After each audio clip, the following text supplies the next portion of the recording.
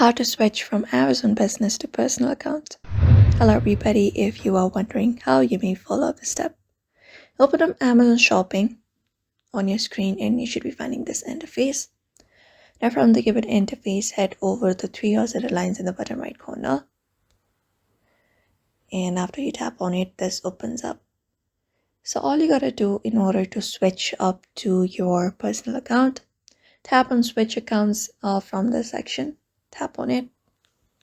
And once you tap, you will be taken to another page.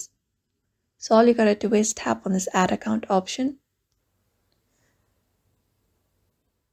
And once that opens up, you may go ahead and sign in with your, and if you're switching from a business account, all you gotta do is simply log in with your personal account, tap on and tap your email and phone number. And after that, if you have password, continue with that. And once continued, you will be able to switch up to your personal account. So that's it for now. You may follow this method. So I hope this video was helpful. Give it a thumbs up and subscribe for more tips and tutorials, and we will see you on the next one.